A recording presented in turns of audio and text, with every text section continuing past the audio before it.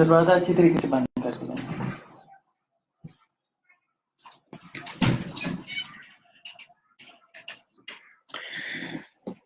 بسم اللہ الرحمن الرحیم۔ سامعین السلام علیکم ورحمۃ اللہ وبرکاتہ۔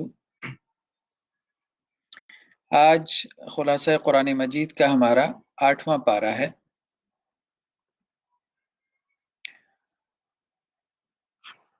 تو آج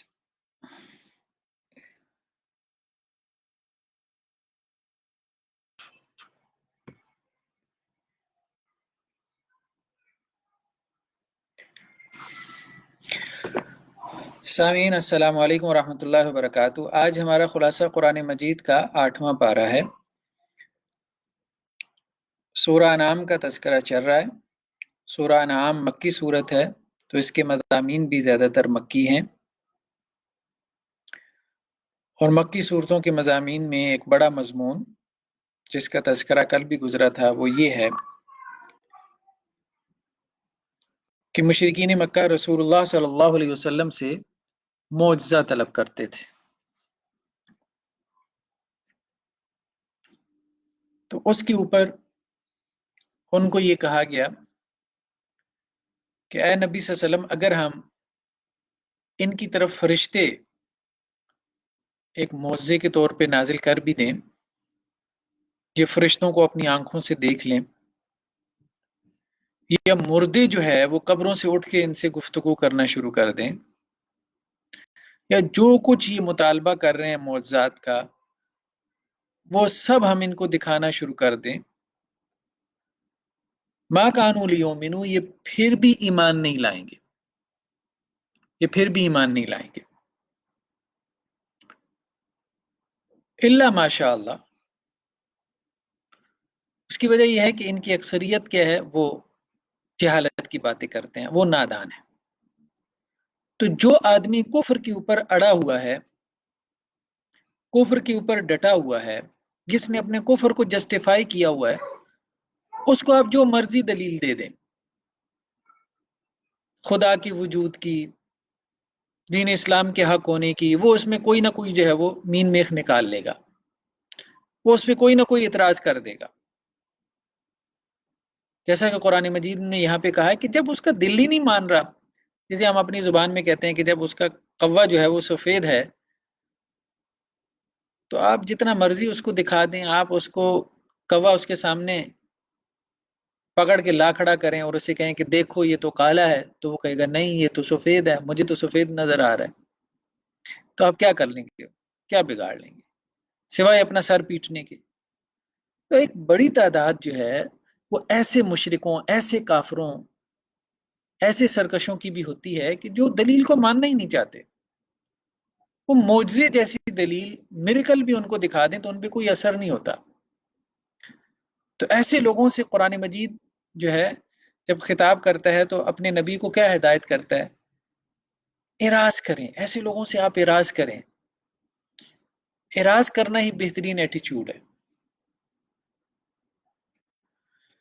اس کے بعد اگلے رکوع میں اکثریت کے بارے میں یہ بات بیان فرمائی کہ اے نبی صلی اللہ علیہ وسلم، اگر آپ زمین میں جو اکثر لوگ ہیں ان کے پیچھے چلنا شروع کر دیں گے تو وہ تو آپ کو اللہ کے راستے سے بھٹکا دیں گے، کیونکہ جو اکثریت ہے، اکثر من فی الارض، اکثریت، میجورٹی جو ہے وہ تو گمان کے پیچھے چلنے والی ہے، وہ تو اٹکل پچو کی تیر چلانے والے لوگ ہوتے ہیں۔ وہ تو ایک ہجوم ہوتا ہے، ایک موب ہوتا ہے، صبح ہوئی شام ہوئی، اسی طرح زندگی کی بھی ایک شام ہوگی، زندگی کی بھی اسی طرح ایک دن شام ہوگی۔ اب بھی ہم دیکھتے ہیں ہماری سوسائٹیز میں، معاشروں میں اکثریت کن لوگوں کی ہے؟ جو بس بھیڑے ہیں، اور کیا ہیں؟ یعنی چند ایک لوگ ہیں جنہوں نے دنیا کی جو زمام کار ہے اس کو اپنے ہاتھ میں رکھا ہوا ہے، وہ ریاستیں چلا رہے ہیں، اقتدار کے اوپر ان کا قبضہ ہے، باقی سب لوگوں کو تو انہوں نے اپنے پیچھے لگایا ہوا ہے۔ تو اکثریت یا میجورٹی جو ہے نا، وہ کوئی دلیل نہیں ہوتی۔ اب بھی اگر دنیا میں 8 ارب آبادی ہے انسانوں کی، تو 6.5 ارب تو نان مسلم ہے، غیر مسلم ہے، 1.5 ارب مسلمان ہیں، تو میجورٹی تو کوئی دلیل نہیں ہے، جمہوریت کوئی دلیل نہیں ہے کہ اگر جمہور کسی چیز کے اوپر ہے، میجورٹی کسی چیز کے اوپر ہے تو وہی ریالٹی ہے، وہی حق ہے، وہی ٹروتھ ہے، وہی سچ ہے، نہیں، یہ کوئی دلیل نہیں ہے۔ میجورٹی ہر دور میں اکثریت جو ہے وہ گمراہی ہوتی ہے۔ ہاں یہ بات کہی جا سکتی ہے کہ اہل ایمان کی جو میجورٹی ہے، اہل ایمان کی جو میجورٹی ہے اس کے اندر بہرحال وزن ہوتا ہے۔ فقہ کی کتابوں میں بھی ہم دیکھتے ہیں کہ عام طور پہ یہ بات لکھی ہوتی ہے کہ جمہور کی رائے یہ ہے، میجورٹی کی رائے یہ ہے، تو ایمان کے ساتھ، اخلاق کے ساتھ، حکمت کے ساتھ جو اکثریت ہے اس کی رائے میں ایک وزن آ جاتا ہے۔ تو مطلب جب ہم نے میجورٹی کا رد کرنا ہے تو مطلق میجورٹی کا ہی رد کریں گے نا، ورنہ تو ایمان کے ساتھ میجورٹی جو ہے یہ مستحسن امر ہے۔ اس لیے حضرت عبداللہ ابن مسعود کا یہ قول ہمیں ملتا ہے کہ اگر کوئی مسلم معاشرہ کسی چیز کو اچھا سمجھے تو وہ چیز اچھی ہے۔ مومن معاشرہ، ایسا معاشرہ جس کی بنیاد ایمان اور اخلاق کے اوپر کھڑی ہے، ایمان اور اخلاق کے پلرز پہ قائم ہے، تو اس اعتبار سے ہمیں بہرحال جمہوریت میں فرق کرنا چاہیے۔ جمہوریت سے مراد جو ایک پولیٹیکل سسٹم ہے، ڈیموکریسی ہے، جو ویسٹرن ڈیموکریسی ہے، بہرحال وہ چونکہ نان مسلمز کی ڈیموکریسی ہے، اور جو مسلم سوسائٹیز کے اندر ڈیموکریسی یا جمہوریت اختیار کی گئی ہے اس کو بہرحال مغربی جمہوریت کو اسلامائز کرنے کی کوشش کی گئی ہے، اس کے اندر اسلام کے پیچز لگانے کی کوشش کیے گئے ہیں۔ تو اس کا رد اس طرح سے نہیں کرنا چاہیے جیسے کہ ہم مغربی جمہوریت کا رد کرتے ہیں۔ رسول اللہ صلی اللہ علیہ وسلم بھی خاص طور پہ جنگی معاملات میں، جنگ کا تعلق تو پوری قوم سے ہوتا ہے، غزوہ بدر کے موقع پہ، غزوہ احد کے موقع پہ، غزوہ خندق کے موقع پہ، ہر موقع پہ رسول اللہ صلی اللہ علیہ وسلم نے صحابہ سے مشاورت کی، اور آپ میجورٹی کی رائے کو، یعنی صحابہ میں سے جو میجورٹی ہوتی تھی اس کی رائے کو آپ سلم اہمیت دیتے تھے، اس لیے کہ آپ صلی اللہ علیہ وسلم نے پوری قوم کو جو ہے، جو قبیلے تھے بڑے بڑے، مہاجرین تھے یا انصار تھے، یا انصار میں اوس اور خزرج تھے، ان کو آپ صلی اللہ علیہ وسلم نے جانے دینے پہ آمادہ کرنا تھا، مال لگانے پہ، کھپانے پہ آمادہ کرنا تھا، تو ان کی رائے کی ایک اہمیت تو تھی، اگرچہ وہ رسول اللہ صلی اللہ علیہ وسلم جو بھی رائے اختیار کرتے تو آپ صلی اللہ علیہ وسلم کی رائے پہ آمنا وصدقنا کہتے، لیکن آپ صلی اللہ علیہ وسلم نے اہمیت دی ان کی رائے کو۔ تو بہرحال یہ جمہوریت کے رد میں ہمیں مطلب ایک دوسری انتہا پہ نہیں چلے جانا چاہیے کہ جیسے ہمارے ہاں کوئی آمریت ہے، ڈکٹیٹرشپ ہے، ایک فرد واحد ہے، بس وہی پوری قوم کے فیصلے کرے، پوری قوم کو جو ہے وہ اسٹیٹ کو، ریاست کو جنگ میں جھونک دے۔ وہ دن گزر گئے جب ابو بکر اور عمر ہوتے تھے، عثمان و علی ہوتے تھے۔ اب ابو بکر اور عمر، عثمان و علی جیسے خلفاء کہاں سے ہم لے کے آئیں گے کہ جن کے اوپر کوئی قوم اتنا اعتماد کرے گی کہ جو وہ فیصلہ ہمارے حق میں کریں گے وہ بہتر ہوگا۔ تو خاص طور پہ کچھ فیصلے ایسے ہوتے ہیں کہ جن کا تعلق نیشنل لیول سے ہوتا ہے، پوری قوم سے ہوتا ہے، تو کسی بھی مسلم ریاست میں جب وہ فیصلہ کیا جائے گا تو ہم کسی ایک فرد واحد، چاہے اس کے ساتھ کوئی خلیفہ کا ٹیگ لگا ہوا ہے، اس کے ہاتھ میں ہم پوری قوم اور ملت کے جو ہے وہ فیصلے نہیں دے سکتے۔ اس سے زمین کے اندر فساد برپا ہوگا، نہ اب دینی اعتبار سے، نہ اخلاقی اعتبار سے، نہ اب جو ہے وہ علمی اعتبار سے۔ ایسی بڑی بڑی شخصیتیں باقی رہ گئی ہیں کہ جن کو ہم جو ہے وہ خلیفہ کی کو مقدس چادر پہنا کے ہم کہیں کہ جی اب ہماری دنیا اور آخرت تمہارے حوالے، تم سے تو کوئی کوشچن بھی نہیں کر سکتا۔ نہیں، یہ بالکل بہت غلط نقطۂ نظر ہے۔ تو وہ تو حضرت عمر جیسے جو ہے وہ خلفاء تھے تو لوگ کھڑے ہو جاتے تھے سوال کرنے کے لیے، تو آج کل کے لوگ تو کچھ بھی نہیں ہیں۔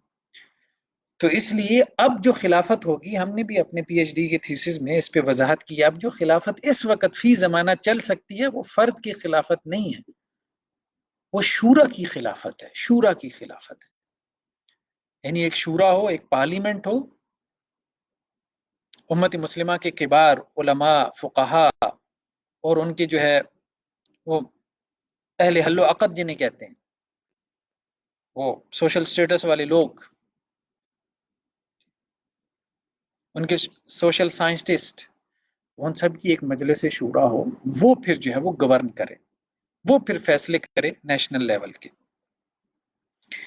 تو مشاورتی خلافت کے علاوہ آپ کوئی چارہ کار نہیں ہے، آپ کوئی ایسا فرد واحد امت میں نہیں پیدا ہونے والا کہ جس کے اوپر امت جو ہے وہ آنکھیں بند کر کے ایمان لا سکے، اور نہ ہی کسی کے اندر کچھ ایسی صلاحیتیں ہیں کہ وہ اس وقت امت مسلمہ جہاں جس گھڑے میں گری ہوئی ہو تو ایک فرد آئے اور وہ جو ہے وہ اپنے بل بوتے پہ کھڑا ہو کے پوری قوم کے فیصلے کر کے امت کو آسمانوں تک پہنچا دے۔ اب تو یہ کوئی نبی ہو تو بندہ پھر سوچ سکتا ہے، جیسے حضرت عیسیٰ علیہ السلام ایک عام جو خلیفہ، وہ کیا ہم لوگوں میں سے اٹھا ہوا ایک عام آدمی ہے، بس خلیفہ کا ٹیگ ہم اس کے ساتھ لگا دیں گے، اگر کہیں خلافت کا نظام قائم ہو جاتا ہے یا ہم امیر المومنین کہہ دیں گے، لیکن اسے شورا کا پابند ہونا چاہیے۔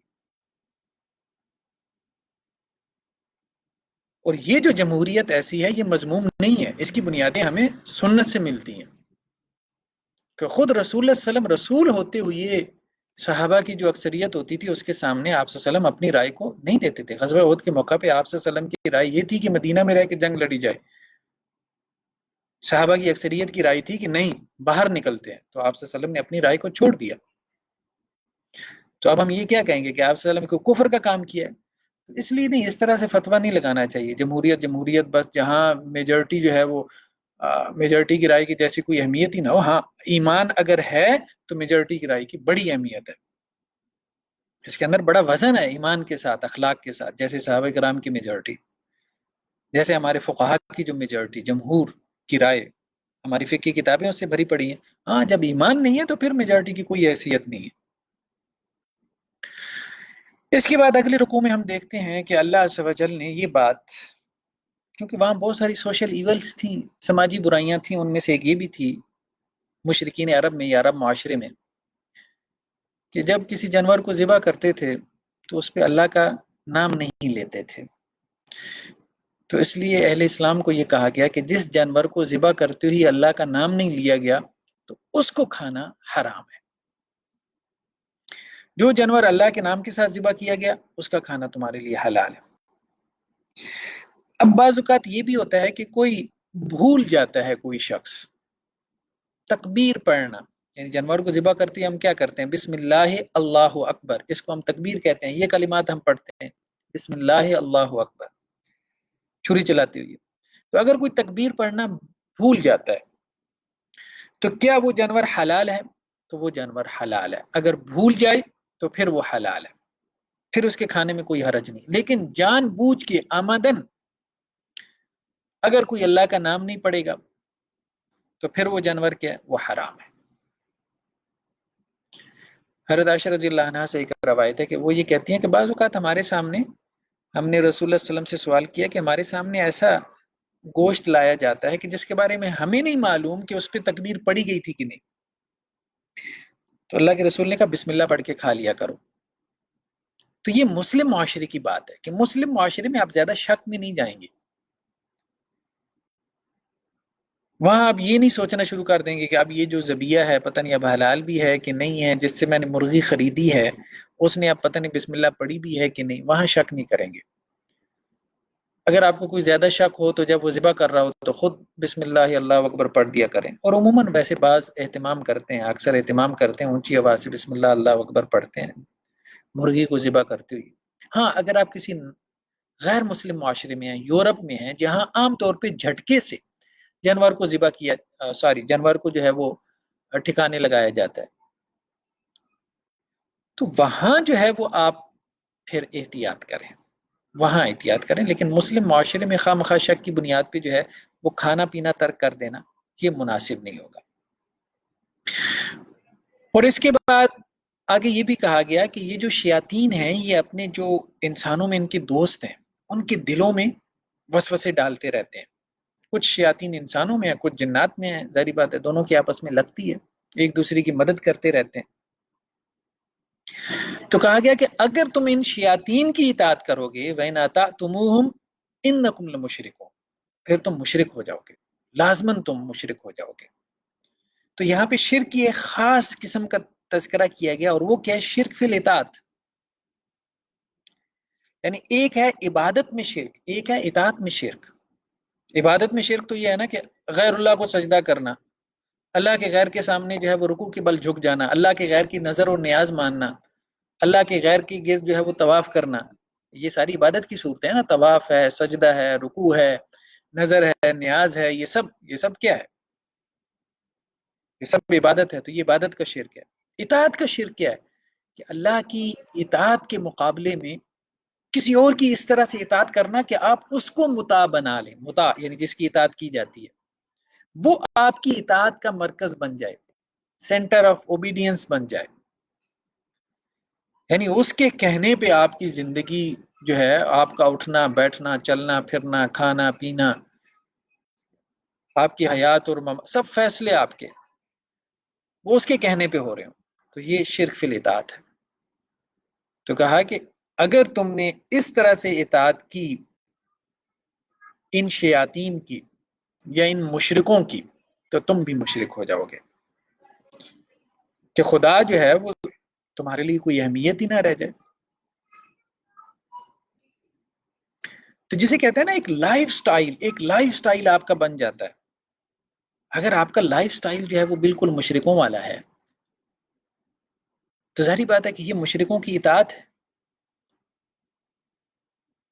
آپ کی زندگی جو ہے وہ اگر مشرکوں والی ہے، ساری زندگی آپ کا سارا کلچر، آپ کی ساری روایات، آپ کی ساری دوستیاں، یہ سب مشرکوں والی ہیں، تو پھر ظاہری بات ہے کہ آپ ان کی اطاعت کے شرک میں مبتلا ہیں.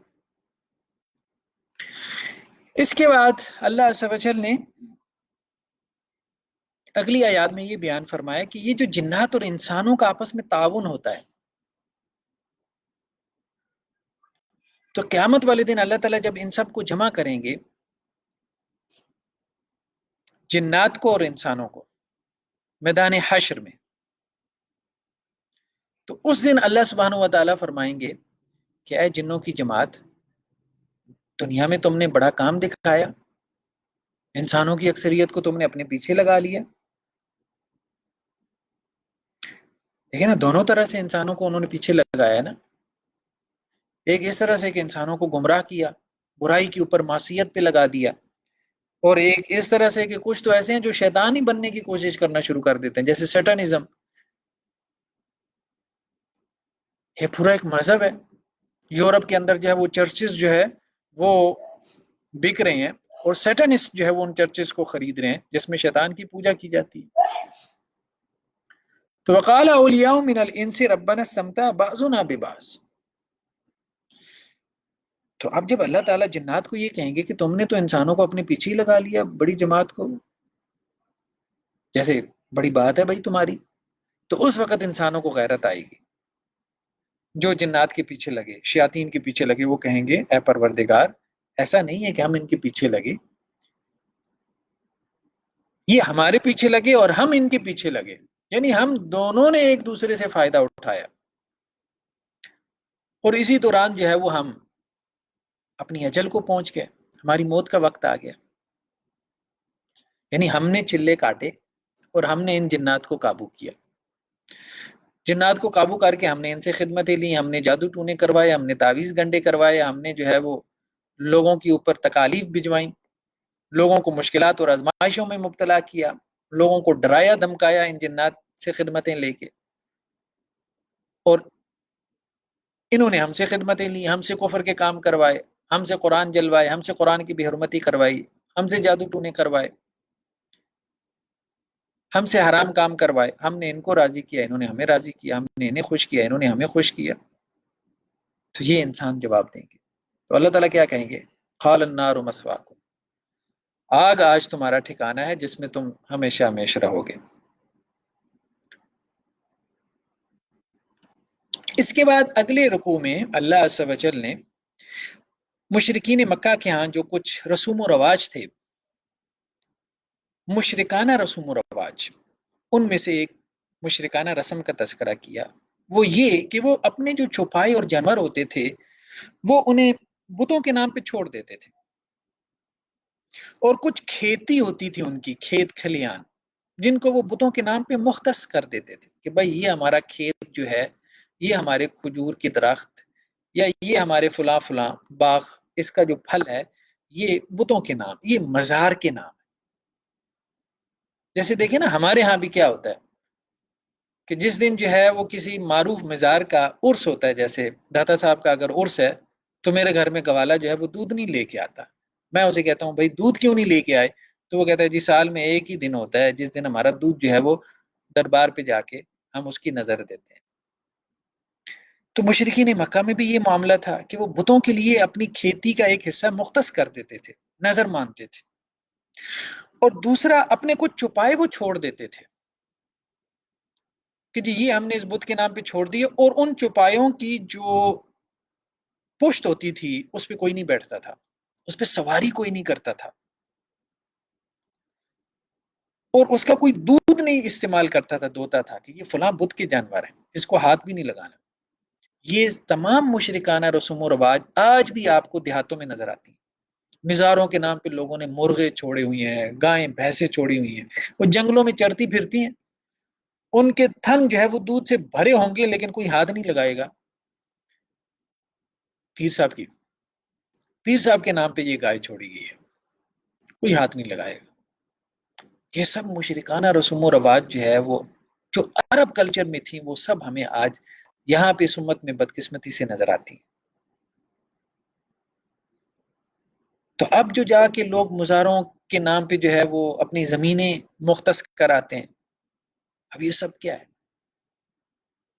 بھائی؟ اولیاء اللہ جو واقعتاً میں اللہ کے ولی تھے انہوں نے تو اپنے لیے کٹیا بھی نہیں بنائی، مطلب گھر بنانا تو دور کی بات، وہ تو اپنے لیے جھونپڑی بنانا بھی پسند نہیں کرتے تھے۔ انہوں نے کوئی لگژریس لائف نہیں گزاری، انہوں نے اپنے کوئی پہننے اوڑھنے کا خاص اہتمام نہیں کیا، ایک دو جوڑے ان کے پاس ہوتے تھے، اس کو بھی وہ اپنے لیے اسراف سمجھتے تھے۔ تو آج ان کے نام پہ تم کروڑوں اربوں کے ایسٹ بنا کے بیٹھی ہوئی ہو۔ تو ان کے پاس جو کچھ ہوتا تھا وہ غربا میں تقسیم کر دیتے تھے۔ تو اگر تم واقعتاً ان کے منہج کے اوپر ہو تو یہ سب کچھ بیچو اور اس کو غربا میں تقسیم کرو۔ اتنی غربت ہے ہمارے یہاں، اتنی غربت ہے، لوگوں کو کھانوں کو نہیں ملتا اور وہاں کھانے روڑے ہوتے ہیں۔ تو اسی طرح مشرکین نے کچھ جانوروں کے بارے میں کیا کرتے تھے، جب ان کو ذبح کرتے تھے تو کہتے تھے اس پہ اللہ کا نام نہیں لینا۔ اسی طرح یہ کہتے تھے کہ کچھ جانور جو ہیں وہ ان کے پیٹ کے اندر جو بچہ ہے وہ اگر ہم جانور ذبح کریں گے اور پیٹ کے اندر سے بچہ نکلے گا تو اس کو تو مرد کھائیں گے اور عورتیں نہیں کھا سکتی، اور اگر وہ بچہ مرا ہوا نکلا تو سب کھا سکتے ہیں۔ تو حلال اور حرام کی ایک فہرست تھی جو مشرکین مکہ نے بنائی ہوئی تھی، ٹھیک ہے؟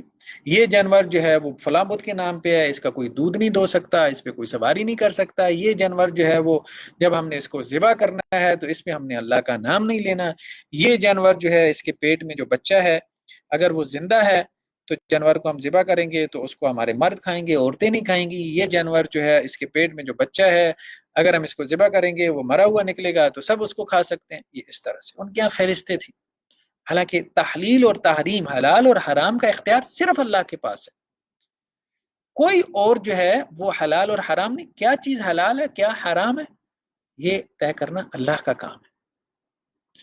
اس لیے ہم دیکھتے ہیں امام مالک بہت محتاط تھے، بہت محتاط تھے حرام کا فتویٰ دینے میں۔ وہ بہت ساری چیزوں کے بارے میں کہہ دیتے تھے کہ بھائی یہ مکروہ ہے، ناپسندیدہ ہے، لیکن وہ اس کو سمجھتے حرام تھے، لیکن حرام اس لیے نہیں کہتے تھے کہ وہ کہتے تھے کہ ڈر لگتا ہے اللہ سے، کہ اللہ تعالیٰ یہ نہ، مطلب اللہ تعالیٰ کی یہ جو آیات ہیں یہ ہمارے اوپر اپلائی نہ ہو جائیں کہ ہم نے جو ہے وہ حلال اور حرام کی فہرستیں اپنی طرف سے بنانا شروع کر دی۔ تو کہنے کا مقصد یہ کہ ہمارے ائمہ دین بہت محتاط تھے اس حوالے سے۔ تو حلال اور حرام یہ اس کا حق صرف اللہ اور اس کے رسول کو ہے۔ اس کے بعد اگلے رکوع میں کھیتی میں عشر کے حکم کا بیان ہے۔ وَآتُوا حَقَّهُ يَوْمَ حَصَادِهِ، بھائی جس دن کھیتی کاٹو اس دن اس کا حق ادا کر دو۔ کھیتی کا حق کیا ہے؟ عشر، 10واں حصہ، 10%۔ ایگریکلچر پروڈکشن جو ہے زرعی پیداوار، اس میں سے 10% آپ نکالیں گے. بلکہ آج ہی ہم نے زکوٰۃ کے اوپر ایک پروگرام کیا. بہت سارے لوگ زکوٰۃ کے حوالے سے کچھ جدید مسائل پوچھ رہے تھے. پلاٹ کی زکوٰۃ ہو گئی، اسی طرح سے اور بہت سارے مسائل ہیں جو الجھے ہوئے ہیں. تو ان کے اوپر آج ہم نے ایک پروگرام ریکارڈ کیا ہے، تو انشاءاللہ سے جلد ہی وہ آن ایئر ہو جائے گا. تو جن چیزوں کے اوپر زکوٰۃ فرض ہے ان میں سے ایک زرعی پیداوار بھی ہے. بارانی زمین ہے تو 10% ہے، اور اگر کوئی ٹیوب ویل کا پانی ہے یا خود سے جیسے نہری پانی ہوتا ہے وہ اگر آپ لگاتے ہیں تو پھر 5% ہے، کیونکہ نہری پانی پہ آپ ٹیکس پے کرتے ہیں، آپ کا خرچہ بھی آ جاتا ہے. ٹیوب ویل جب آپ چلاتے ہیں فیول کا خرچہ ہے اور خرچے ہیں. تو یہ کھیتی کا حق ہے.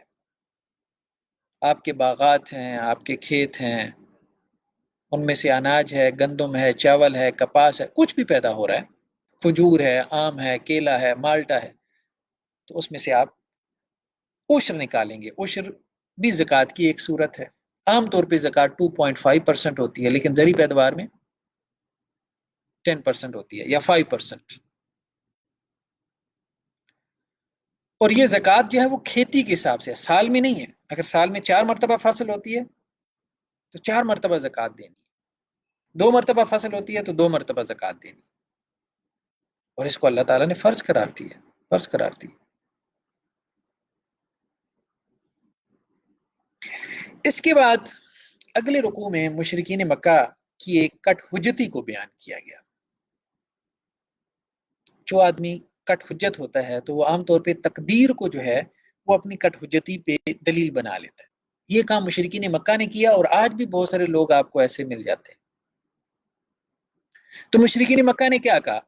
وہ کہنے لگے مسلمانوں سے کہ دیکھو، اگر اللہ تعالیٰ یہ چاہتا کہ ہم شرک نہ کریں تو ہم شرک کر سکتے تھے. اگر اللہ تعالیٰ چاہتا کہ ہم کسی چیز کو حرام نہ ٹھہرائیں تو ہم ٹھہرا سکتے تھے. تو جب اللہ تعالیٰ ہر چیز پہ قدرت رکھتا ہے، اگر ہم شرک کر رہے ہیں، اگر ہم حلال اور حرام کی فہرستیں بنا رہے ہیں، اللہ ہمیں نہیں روک رہا، تو اس کا مطلب یہ ہے کہ اللہ تعالیٰ جو ہے وہ خود ہی نہیں روک رہا. جب وہ نہیں روک رہا تو اس کو کوئی مسئلہ نہیں. تو اللہ تعالیٰ یہ کہہ رہے ہیں کہ یہ کذالک کذب الذین من قبل، مطلب اس قسم کی دلیلیں کٹ حجتیاں ان سے پہلے قومیں بھی کرتی رہی ہیں. پھر اللہ تعالیٰ ان کو سمجھانے کے لیے دلیلیں نازل نہیں کرتا. اتنا اللہ تعالیٰ جو ہے وہ لو لیول پہ نہیں اترتا. اللہ تعالیٰ پھر کیا کرتے ہیں؟ ان پہ عذاب بھیجتے ہیں. حتی ذاقوا بأسنا، پھر تبھی وہ باز آتے ہیں جب ہمارے عذاب کا مزہ چکھ لیتے ہیں. تو اللہ تعالیٰ یہ کہہ رہے ہیں کہ بھائی کوئی دلیل ہے تو دلیل لے کے آؤ. یہ اٹکل پچو کی باتیں ہیں، اٹکل پچو کی دلیلیں، یہ ادھر سے گھما کے ادھر سے گھما کے، یہ نہیں. تو تقدیر جو ہے نا وہ بہرحال تھوڑا الجھا ہوا مسئلہ ہے. ہمارا ایک لیکچر بھی ہے تقدیر کے اوپر. جن لوگوں کو تقدیر کے حوالے سے کچھ سوالات ہیں تو اس کو ضرور دیکھیں، اس کو سمجھنے کی ضرورت ہے. ایک صاحب جو ہے وہ اپنے گھر سے نکلے، سیبوں کے باغ میں گھس گئے، سیب توڑ توڑ کے کھانے لگے. مالی نے پکڑ لیا، وہ پکڑ کے مالک کے پاس لے گیا. مالک نے کہا بھائی جی وحیات آدمی ہو، دیوار پھلانگ کے اندر آ گئے، ہمارے باغ کے سیب جو ہے وہ توڑ کے کھا رہے ہو، ہم تو چور ہو. کہنے لگا چور کس چیز کا؟ آپ کا تقدیر پہ ایمان نہیں؟ مالک نے کہا تقدیر پہ تو ایمان ہے. اس نے کہا آپ کو نہیں پتا کہ لوح محفوظ میں لکھا ہے میں نے صبح صبح گھر سے نکلنا ہے، اس باغ میں داخل ہونا ہے، فلاں جو درخت ہے اور اس کے جو فلاں فلاں سیب ہے وہ میں نے کھانے ہیں. کیا یہ لوح محفوظ میں نہیں لکھا تھا؟ جو سیب میں نے کھائے ہیں کیا لوح محفوظ میں نہیں لکھا تھا کہ جو کچھ میں نے کیا ہے یہ سب ہونا ہے؟ مالک نے کہا ہاں بالکل لکھا تھا. تو کہنے لگا پھر تو ظاہری بات ہے کہ پھر اس میں میرا کیا قصور ہے؟ اگر لوح محفوظ میں یہ سب لکھا تھا کہ میں نے گھر سے نکلنا ہے، آپ کے باغ کی دیوار پھلانگنی ہے، سیب کے درخت پہ پہنچ کے جو ہے وہ فلاں فلاں سیب کھانا ہے اور فلاں فلاں اپنی جیب میں ڈالنا ہے، پھر اس میں میرا کیا قصور ہے؟ تو مالک نے کہا بھائی قصور آپ کا یہ ہے کہ آپ نے وہ جو تقدیر کی کتاب پڑھی تھی نا وہ صرف اسی صفحے تک پڑھی تھی جس میں آپ کے بارے میں لکھا ہوا تھا کہ آپ نے یہ کرنا ہے. آپ نے اس کا اگلا پیج نہیں پڑھا. تو کہنے لگا اگلے پیج پہ کیا ہے؟ تو مالک نے کہا بھائی وہ اگلے پیج ہم نے پڑھا ہوا ہے، ہمیں پتہ ہے کہ وہ کیا ہے. اور اس نے پھر مالی کو کہا کہ بھائی 2-3 گارڈز کو بلواؤ اور اس کو بتاؤ کہ اگلے پیج پہ کیا لکھا ہوا ہے. تو اس قسم کی مطلب کٹ حجتی جو ہے وہ پھر اس کو آپ اس طرح سے کاؤنٹر کر سکتے ہیں. تقدیر کو کبھی بھی اپنی بدعملی کے لیے دلیل نہیں بنانا چاہیے، اور یہ مشرکین مکہ بناتے تھے. نماز نہیں پڑھی، ایک صاحب آ گیا مفتی صاحب کے پاس، مفتی صاحب میں نے ظہر کی نماز نہیں پڑھی. اچھا مفتی صاحب کیا لوح محفوظ میں لکھا ہوا تھا میں نے نماز نہیں پڑھنی؟ مفتی صاحب نے کہا ہاں لکھا ہوا تھا لوح محفوظ میں کہ تم نے نماز نہیں پڑھنی. مفتی صاحب پھر اگر میں پڑھ لیتا پھر تو لوح محفوظ کی مخالفت ہو جاتی نا. یہ کٹ ہو جاتی، یہ کٹ ہو جاتی.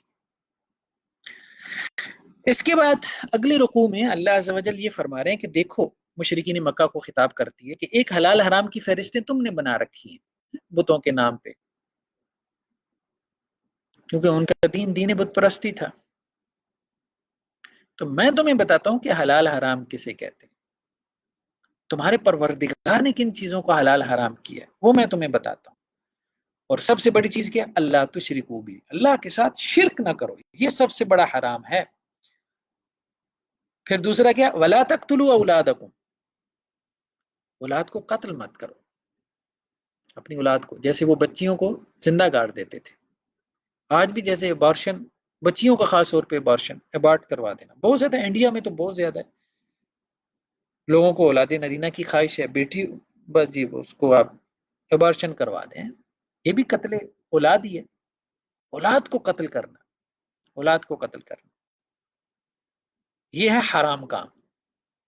ولا تقربوا الفواحش، بے حیائی کے کام کرنا، ظاہری ہو یا باطنی، یہ حرام کام. ولا تقتلوا النفس، کسی بھی جان کو قتل کرنا، یہ ہے حرام کام. تو حرام کام تو یہ ہے، شرک ہے، اولاد کو قتل کرنا ہے، بے حیائی کے کام کرنا ہے، کسی بھی جان کو قتل کرنا ہے. یہ حرام کام ہے جو اللہ نے حرام قرار دیے. یہ جو تم نے فہرستیں بنائی ہیں حرام حلال کی، یہ کہاں سے لے آئے؟ حرام سے بچنا ہے تو اس سے بچ کے دکھاؤ. یہ سارے کام تو تم دھڑلے سے کر رہے ہو، شرک بھی کر رہے ہو، اولاد کو بھی قتل کیے جا رہے ہو، بے حیائی کا بھی ارتکاب کیے جا رہے ہو، لوگوں کو بھی قتل کیے جا رہے ہو. اور اب دین کے نام پہ تمہارے پاس کیا بچا ہے کہ جی فلاں جانور کی جو ہے وہ پیٹھ پہ سواری نہیں کرنی چونکہ وہ بت کے نام ہو چکا ہے، فلاں جانور کا دودھ نہیں دونا کیونکہ وہ بت کے نام کا جانور ہے. تو اب تم نے حرام کی فہرستیں اپنے آپ کو مطمئن کرنے کے لیے اپنی بنا لی. تو اس سے باز آ جاؤ، اس سے باز آ جاؤ. اس کے بعد اگلے رکوع میں ہم دیکھتے ہیں اللہ عز و جل یہ فرما رہے ہیں کہ اے نبی صلی اللہ علیہ وسلم آپ ان سے کہہ دیں، یعنی ان آیات میں ایک مسلمان کا لائف سٹائل بیان ہو رہا ہے، اس کی پوری زندگی کس طرح سے گزرتی ہے ایک مسلمان کی. ان صلاتی و نسکی و محیای و مماتی للہ رب العالمین، میری نماز، میری قربانی، میرا جینا، میرا مرنا اللہ رب العالمین کے لیے.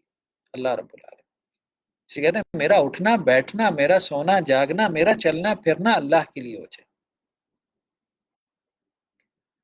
تو نماز اور قربانی اور زندگی اور موت، یعنی جب تک میں زندہ ہوں تو اس لیے زندہ ہوں کہ اللہ آپ کا دین جو ہے وہ زندہ رہے،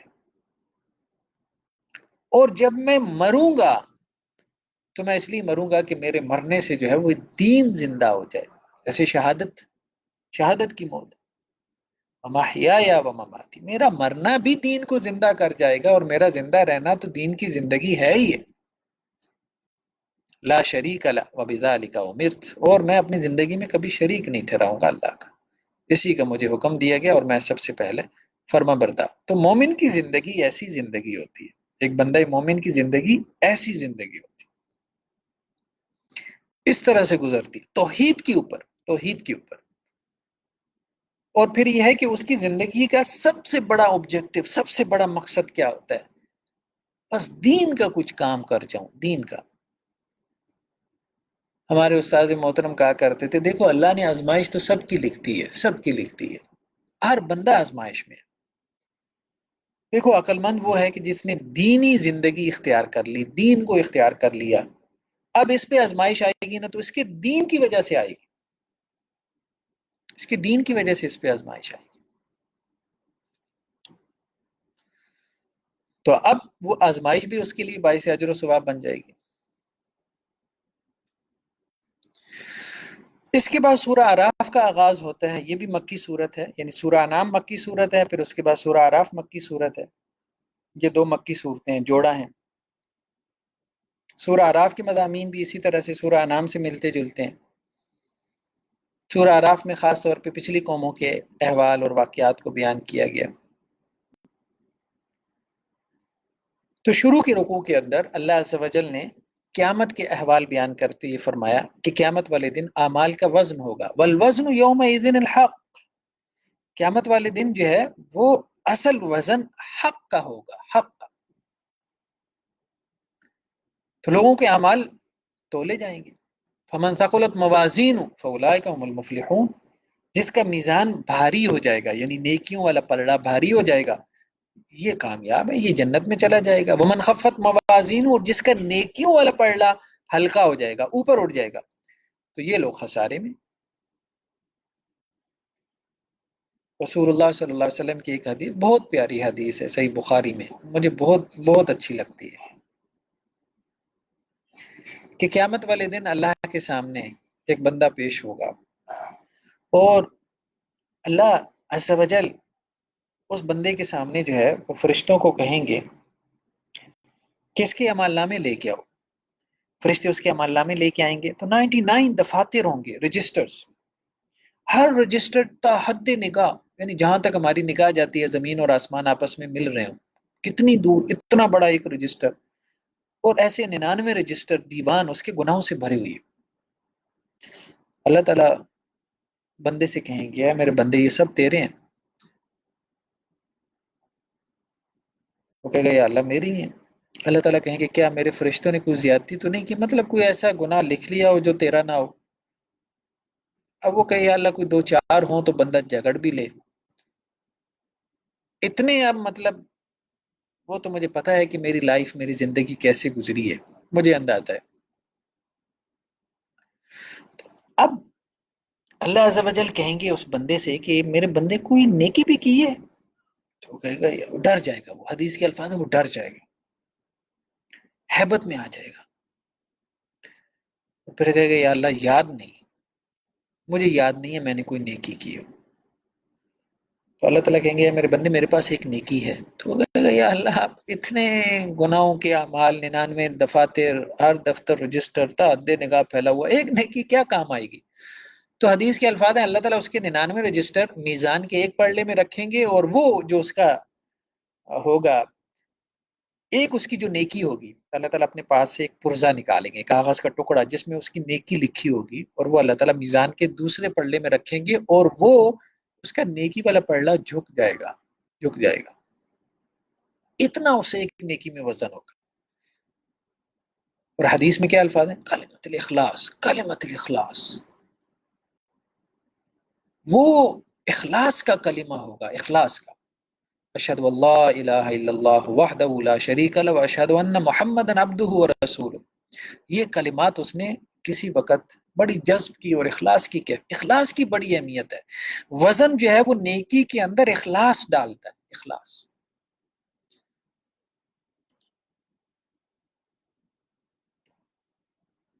حضرت شاہ اسماعیل دہلوی رحمہ اللہ، جو شاہ اللہ دہلوی کے پوتے بھی تھے، ایک مرتبہ کہیں خطاب کے لیے گیا، ان کا واز بڑا معروف تھا، بہت اچھا واز کہتے تھے، خاص طور پہ توحید پہ، 2 گھنٹے کا واز کیا انہوں نے۔ واز کے بعد وہ مسجد میں بیٹھے تھے کہ ایک بابا جو ہے وہ وہاں مسجد میں داخل ہوا، اور شاہ صاحب اکیلے بیٹھے تھے، تو وہ ہامتا ہوا آیا تو شاہ صاحب سے کہنے لگا جی وہ شاہ صاحب کا واز تھا، تو شاہ صاحب نے کہا بھائی وہ واز تو ہو چکا۔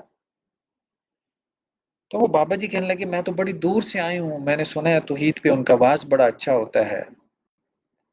تو شاہ صاحب نے کہا میں ہی شاہ اسماعیل دہلوی ہوں، شاہ اسماعیل شہید ہوں، تو آپ کو میں وہ واز سنا دیتا ہوں۔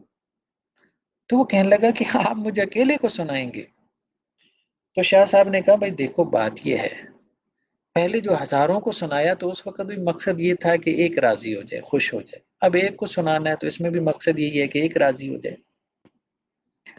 تو یہ جو اخلاص ہے یہ عمل میں بہت وزن ڈال دیتا ہے، بہت وزن ڈال دیتا ہے، چاہے وہ عمل کچھ بھی نہ ہو، لیکن قیامت والے دن وہ بہت بھاری ہو جائے گا، بہت بھاری ہو جائے گا۔ اور یہ اخلاص بہت مشکل ہے۔ ہم لوگ درس دیتے ہیں، آپ مثال کے طور پہ جیسے مدرس قرآن آپ دیکھیں، ہم خود یہ کیفیات اپنے اندر دیکھتے ہیں کہ اگر ہم درس قرآن دے رہے ہیں، سامنے 5-7 لوگ بیٹھے ہیں، تو جیسے ہمارے اوپر کوئی مایوسی سی طاری ہو جاتی ہے، اور جیسے ہی دیکھتے ہیں کوئی 500-700 لوگ بیٹھے ہیں تو ہماری اندر جیسے کوئی جذبہ بھر جاتا ہے، ہماری آواز اونچی ہو جاتی ہے۔ تو یہ بہرحال انسان کو اپنے رویوں کو ریوائز کرتے رہنا چاہیے، ریوائز کر۔ نیکی کیا ہے؟ نیکی تو بس ایک صورت ہے، اصل چیز اس کے اندر جو وزن ڈالے گی وہ کیفیت ہے، وہ کیفیت ہے انسان کی۔ تو اس لیے چھوٹی نیکی، انسان چھوٹی نیکی کو کبھی جو ہے نا وہ مس نہیں کرنا چاہیے، کیونکہ چھوٹی نیکی جو ہے نا وہ انسان کو اس سے کوئی امید نہیں ہوتی کہ یہ مجھے کو بخشوائے گی، وہ اس کو یاد بھی نہیں رہ جاتی، اس لیے اس میں وزن پڑ جاتا ہے۔ اس کے بعد اگلے رکوع میں ہم دیکھتے ہیں کہ شیطان کا جو مکالمہ ہوا تھا اللہ عز و جل سے، اور یہ یعنی اللہ تعالیٰ نے شیطان کو، ابلیس کو جو راندہ درگاہ کیا آدم علیہ السلام کو سجدہ نہ کرنے پہ، تو یہ مضمون قرآن مجید میں کوئی 7 مقامات پہ بیان ہوا ہے، اس لحاظ سے بہت اہم مضمون ہے۔ تو اب شیطان کو، جب ابلیس کو اللہ تعالیٰ نے کہا تو یہاں سے نکل جا، دفع ہو جا، میرے دربار سے نکل جا، تو نے آدم کو سجدہ نہیں کیا، تو وہ اللہ سے کیا کہنے لگا، قال فبما اغویتنی، یا اللہ آپ نے مجھے، آدم کی وجہ سے آپ نے مجھے گمراہ کر دیا، یعنی گمراہ تو خود ہوا تھا، اللہ کی طرف نسبت کرنا شروع ہو گیا کہ آپ نے مجھے گمراہ، یعنی آپ مجھے حکم ہی نہ دیتے کہ میں آدم کو سجدہ کروں تو میں انکار ہی نہ کرتا، میں انکار نہ کرتا تو میں گمراہ ہی نہ ہوتا۔ یہ بچے عام طور پہ والدین کو اسی قسم کی لاجک پیش کرتے ہیں کہ آپ ہمیں حکم ہی نہ دیں، جب آپ حکم ہی نہ دیں ہمیں تو ہم آپ کی نافرمانی نہ کریں، نافرمانی نہ کریں تو ہم گناہ گار ہی نہ ہوں۔ تو یہ لاجک درست نہیں ہے۔ تو اب شیطان کیا کہنے لگا، اللہ تعالیٰ کو کھلم کھلا چیلنج دینے لگا ابلیس کہ میں آدم اور آدم کی جو نسل ہے، اولاد ہے، اولاد آدم، ان کے سیدھے رستے پہ بیٹھوں گا، ان کو بہکانے کے لیے۔ سیدھے رستے سے مراد جو وہ رستہ اللہ کی طرف آ رہا ہے، جنت کی طرف جا رہا ہے، تو میں اس رستے سے ان کو بہکاؤں گا، بھٹکاؤں گا، اس سے اتار کے ان کو اپنے ساتھ بہلا پھسلا کے لے جاؤں گا، بھول بھلائیوں میں، صحراؤں میں، جنگلوں میں ان کو بھٹکا دوں گا۔ تو کیا کہنے لگا، لَآتِيَنَّهُم مِّن بَيْنِ أَيْدِيهِمْ، آگے سے آؤں گا، پیچھے سے آؤں گا، دائیں سے آؤں گا، بائیں سے آؤں گا۔ اور یا اللہ اکثر کو آپ شکر گزار نہیں پائیں گے ان میں سے، یہ آپ کے میں ناشکر بنا کے چھوڑوں گا۔ تو اللہ نے کیا کہا، یہاں سے دفع ہو جا مردود لعین، جس نے بھی اولاد آدم میں سے تیری پیروی کی نا، میں تم سب سے جہنم کو بھر دوں گا، میں بھی پھر بڑا غنی ہوں، مجھے بھی کوئی پرواہ نہیں۔ تو رسول اللہ علیہ وسلم کی ایک بہت اچھی دعا ہے، ہمیں اس دعا کو اپنے دعاؤں میں شامل رکھنا چاہیے۔ وہ جو دعاؤں کی کتاب ہے حصن المسلم، پاکٹ سائز میں مل جاتی ہے، اس کی ایپ بھی بنی ہوئی ہے، پلے اسٹور سے ڈاؤن لوڈ کر سکتے ہیں، اس میں بھی آپ کو یہ دعا مل جائے گی۔ اللہم انی اسألک العفو والعافیت فی الدنیا والآخرہ، یا اللہ دنیا آخرت کی عافیت نصیب فرما۔ اللہم انی اسألک العفو والعافیت فی دینی و دنیای و اہلی و مالی، یا اللہ میرے گھر بار میں، میرے اہل و عیال میں، میری جان میں، میرے مال میں، سب میں عافیت دے، عافیت دے، امن دے۔ اور آگے کے الفاظ ہیں، اللہم استر عوراتی وآمن رواتی، یا اللہ میرے عیوب کو چھپا لے، میرے گناہوں پہ پردہ ڈال دے، لوگوں کے سامنے نہ آئے میرے گناہ، میرا جو بھرم ہے وہ لوگوں کے اوپر باقی رہے، یا اللہ میرے گناہوں کو چھپا لے۔ وآمن رواتی، یا اللہ میرے اندر کی جو گھبراہٹیں ہیں ان کو امن میں بدل دے، اندر کی گھبراہٹ، انزائٹی، بے چینی، یا اللہ اس کو سکون اور اطمینان میں بدل دے۔ اطمینان نفس، نفس کا مطمئن ہونا بہت بڑی دولت ہے۔ آج کل سب سے بڑا مسئلہ کیا ہے، ہم مطمئن ہی نہیں ہیں، انسان مطمئن ہی نہیں ہے، سب سے بڑا مسئلہ اس کا آدمی اطمینان ہے۔ تو یا اللہ میری گھبراہٹوں کو امن میں بدل دے، اطمینان نفس مجھے دے دے۔ اس کے بعد پھر آگے الفاظ ہے، اللہم احفظنی من بین یدی ومن خلفی ومن یمینی وعن شمالی ومن فوقی واعوذ بعظمتک ان اغتال من تحتی. یا اللہ میرے آگے سے، میرے پیچھے سے، میرے دائیں سے، میرے بائیں سے، میرے اوپر سے، میرے نیچے سے، ہر طرف سے میری حفاظت فرما شیطان مردود سے. یہ جو قرآن میں اس نے کہا تھا نا میں آگے سے آؤں گا، تو رسول اللہ صلی اللہ علیہ وسلم نے انہی الفاظ کو لے کے دعا کی. تو اس دعا کو اپنے معمولات میں شامل کرنا چاہیے. اس کے بعد ہم دیکھتے ہیں کہ وہ جو مکالمہ جب لمبا ہوا ہے اللہ تعالیٰ سے شیطان کا، تو اللہ تعالیٰ نے اب بنو آدم سے، اولاد آدم سے خطاب کیا اور کہا دیکھو شیطان نے تو، ابلیس نے تو چیلنج دے دیا کہ میں آدم کی نسل کو گمراہ کروں گا. تو اللہ نے بنو آدم سے، اولاد آدم سے خطاب کرتے ہوئے کہا کہ لا یفتننکم الشیطان، دیکھو یہ شیطان تم کو فتنے میں نہ ڈال دے. کیسے؟ جیسے اس نے تمہارے والدین کو یعنی حضرت آدم کو اور اماں حوا کو جنت سے نکلوایا اور کیا کیا؟ ینزع عنہما لباسہما، ان کا لباس اتروا دیا. لیریہما سوآتہما، تاکہ ان کی شرمگاہیں ایک دوسرے پہ واضح ہو جائیں. تو اللہ تعالیٰ کیا کہہ رہے ہیں یہاں؟ ایک اہم نقطہ ہے، وہ نقطہ بہت اہم ہے. یہاں پہ نقطہ یہ ہے کہ اللہ تعالیٰ یہ کہہ رہے ہیں کہ اے آدم کی اولاد، دیکھو تمہارے باپ سے، آدم سے شیطان نے کیسے بدلہ لیا. یعنی جب وہ آدم کو سجدہ نہ کرنے کی وجہ سے راندہ درگاہ ہوا، اللہ کے دربار سے نکالا گیا، تو اب وہ حسد کی آگ میں جلا ہے. جیسے ہمارے ہاں کہتے ہیں نا کہ اگر آپ نے کسی کو کیا کرنا ہو، اس سے بدلہ لینا ہو، تو آپ اس کے کپڑے اتروا دیں. تو اس نے حضرت آدم اور اماں حوا کے ساتھ یہ کام کیا کہ ان کو اس رستے پہ لگا دیا کہ جس سے ان کے کپڑے اتر جائیں.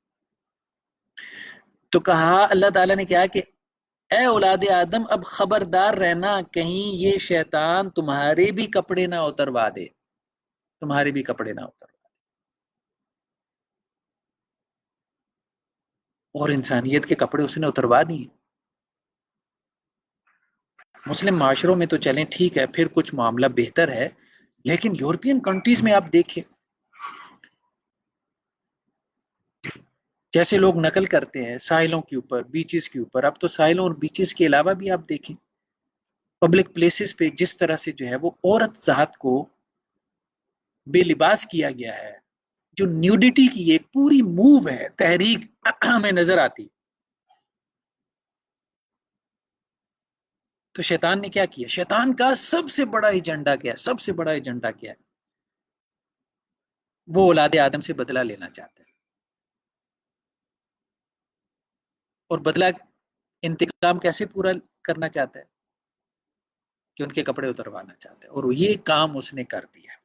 تو یہ بے حجابی، بے لباسی، یہ شیطانی ایجنڈا ہے جو کہ اس وقت کا پورا انٹرنیشنل میڈیا جو ہے وہ اس کو پورا کر رہا ہے.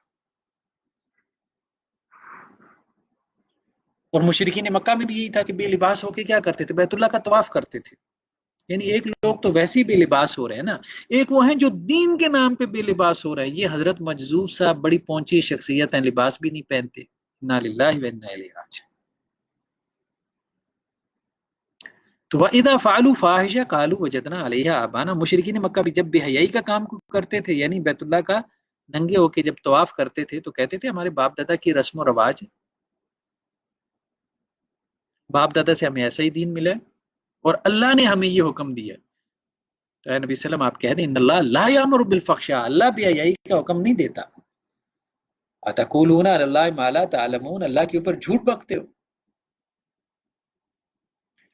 تو اللہ کے دین کے اندر تم نے ایسی چیزیں ثابت کرنا شروع کر دی جن کا تعلق بے حیائی سے ہے، بے حجابی سے ہے، بے لباسی سے ہے، جو شیطانی ایجنڈا ہے، جو شیطان کے کام ہے، ان کی نسبتیں تم اللہ کی طرف کرنا شروع ہو گئے ہو. اس قدر تم شیطان کے چیلے بن چکے ہو، شیطان کے پجاری بن چکے ہو. اس کے بعد اللہ عز و جل نے جو ہے وہ لباس کی جو ہے وہ خوبصورتی کو بیان فرمایا، لباس کی اہمیت کو واضح کیا. کہا کہ لباس پہنا کرو، لباس ایک زینت ہے، اور کس نے لباس کو حرام قرار دیا؟ قل من حرم زینت اللہ التی اخرج لعبادی. تو زینت کی مختلف صورتیں ہیں، جن میں سے ایک لباس بھی ہے. ننگا انسان اچھا تھوڑا لگتا ہے، لباس پہن کے انسان خوبصورت لگتا ہے.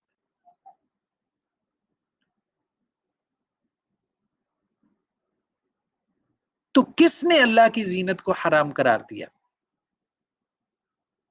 کسی نے بھی حرام قرار نہیں دیا.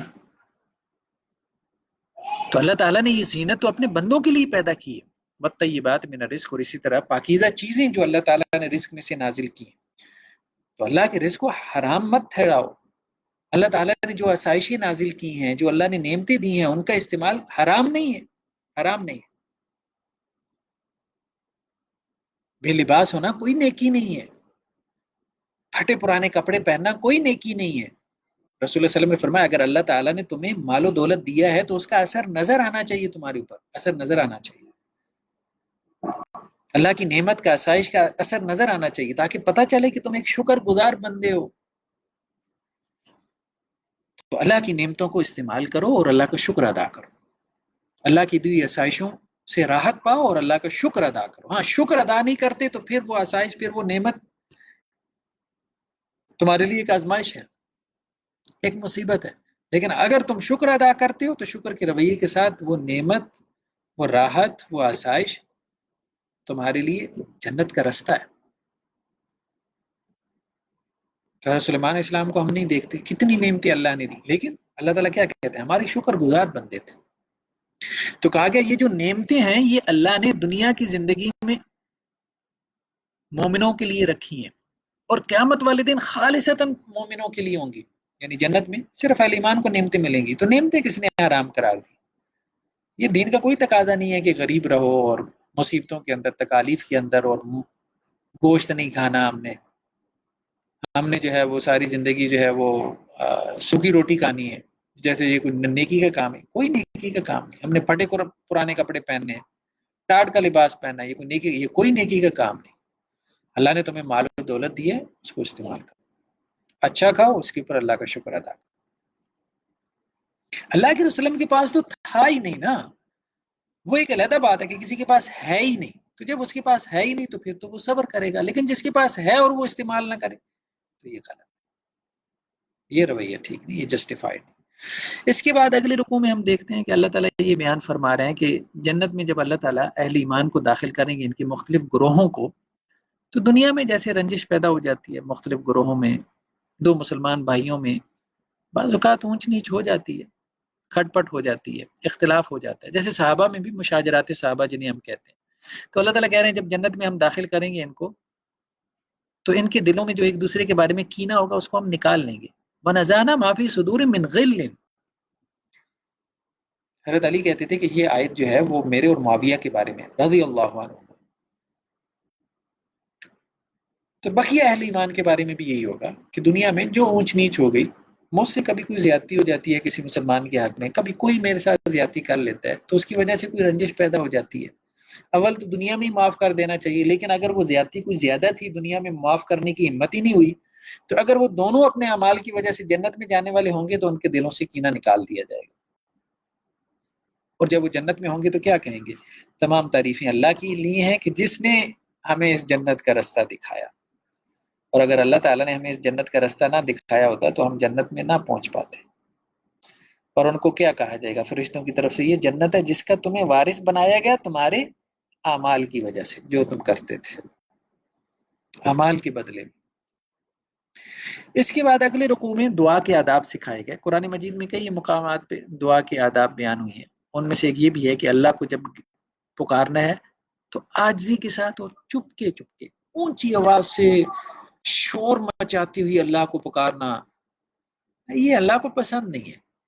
اس کو قرآن نے کیا کہا؟ انہ لا یحب المعتدین. اللہ تعالیٰ کو پسند نہیں ہے دعا میں جو حد سے بڑھتے ہیں نا، دعا میں حد سے تجاوز کرتے ہیں، دعا میں شور مچانا، گڑ گڑانا، اتنا زور سے، ایسے دھاڑے مار مار کے رونا.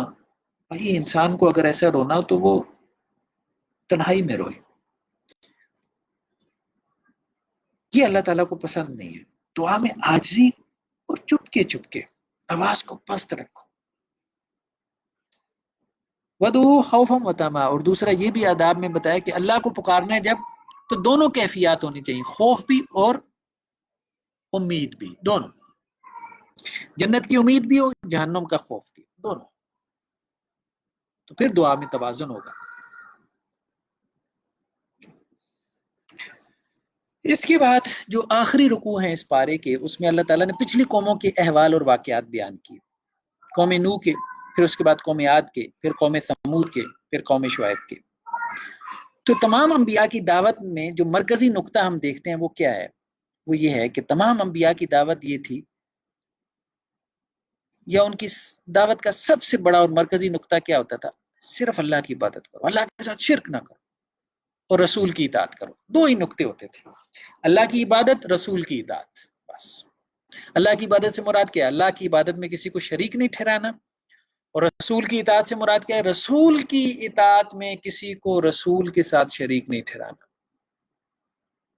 جس طرح عبادت میں شرک منع ہے، اسی طرح اطاعت میں بھی شرک منع ہے.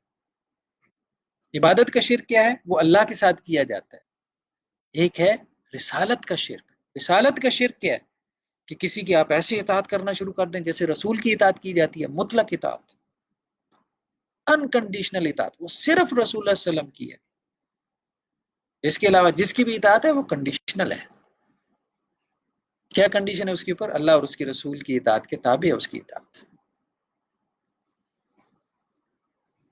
تو کہا گیا کہ ہم نے نوح کو کی قوم کی طرف بھیجا. تو نوح کی دعوت کیا تھی علیہ الصلوۃ والسلام؟ عبد اللہ، اللہ کی عبادت کرو، اللہ کے علاوہ کوئی عبادت کے لائق نہیں. اس کے بعد قوم نوح کے اوپر اللہ کا عذاب آیا. قوم نوح میں سے جو بچے کچے لوگ تھے جو اہل ایمان تھے، ان سے پھر جو ہے وہ قوم عاد پیدا ہوئی. قوم عاد میں پھر آہستہ آہستہ بگاڑ آنا شروع ہوا. اللہ نے ان کی اصلاح کے لیے حضرت ہود کو بھیجا. تو حضرت ہود نے بھی کیا کہا؟ یا قوم عبد اللہ، اے میری قوم اللہ کی عبادت کرو، اللہ کے علاوہ کوئی عبادت کے لائق نہیں. پھر اس قوم کے اوپر عذاب آیا. ان میں سے اب جو بچے کچھ مومن تھے ان سے پھر قوم ثمود پیدا ہوئی. پھر ان میں آہستہ آہستہ بگاڑ پیدا ہوا، اور یہ ظاہری بات اس میں صدیوں لگ جاتی تھی. پھر ان کی اصلاح کے لیے اللہ تعالیٰ نے حضرت صالح کو بھیجا. تو حضرت صالح کی دعوت کا بھی مرکزی نقطہ کیا تھا؟ یا قوم، اے میری قوم اللہ کی عبادت. تو یہ اس کو ہم آگے چل کے بھی مختلف پاروں کے اندر دیکھیں گے، نبیوں کی جو دعوت کا مرکزی نقطہ تھا وہ کیا رہا ہے. تو اللہ سے دعا ہے جو باتیں کہی گئی ہیں سنی گئی ہیں، اللہ تعالیٰ جو ہے وہ ہمیں ان پہ عمل کی توفیق عطا فرمائے. بعض دوست یہ کہہ رہے تھے کہ جی یہ جو آپ کے فیس بک پہ لائیو یہ جو ابھی روزانہ ایک پارے کا خلاصہ ہوتا ہے، تو کچھ لوگ فیس بک پہ نہیں ہیں، تو اگر آپ اس کو یوٹیوب پہ بھی بعد میں اپلوڈ کر دیا کریں تو لوگوں کو فائدہ ہو جائے گا. تو بہرحال میں دیکھتا ہوں اس کو یوٹیوب میں جو چینل ہے اس پہ بھی اپلوڈ کر دوں.